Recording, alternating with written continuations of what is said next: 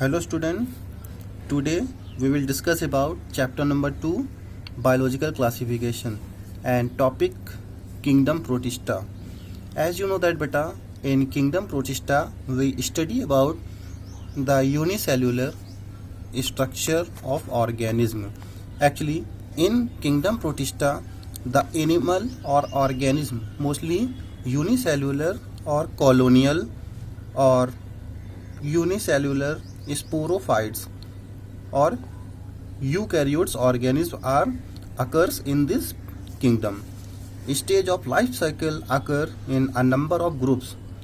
The nutritions include photosynthesis, absorptions, ingestion, etc. Reproduction mostly present in asexual and division of haploid form and sexual poses with karyogamy and meiosis. The organism move by flagella or non-motile.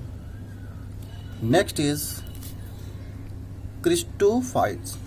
In Christophytes, these are included diatoms, and this phylum Chrysophyte of algae are also known as golden algae. They are present in both fresh and salty water. It is an important food for aquatic animals. They do not have flagella. They free flow. It has cell wall made up silica and which fit together like parts of soap box. Third is dinoflagellates. In dinoflagellates, this is a single celled and motile with two flagella. Like diatoms, they have chlorophyll and autotrophic. For example, Ceratum, and Blastodium is colorless parasite, and on animals the food reserve in the form of oils and polysaccharides. Occasionally the members like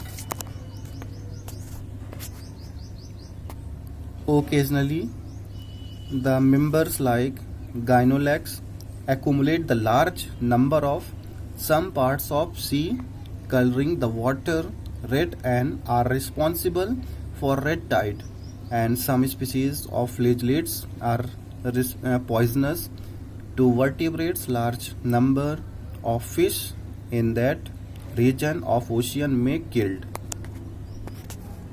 Next one, euglenoid. Actually euglenoid is unicellular euglena occurs, and its relative have both animals and plant characteristics.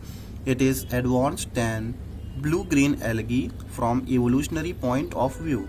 They are free living, found in freshwater ponds and damp soil and other garbage, and instead of cell wall they have protein rich larger layer and pellicle that make their body flexible.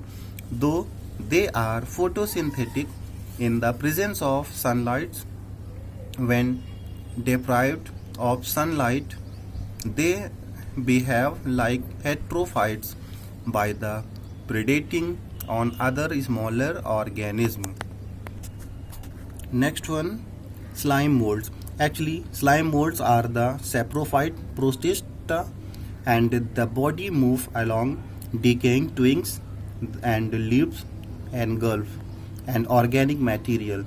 Under the stable condition they form aggregate called plasmodium that may grow and spread over several feet. During the unfavorable condition the plasmodium differentiate and form fruiting bodies and bearing spores at their tips. The spore possess true walls.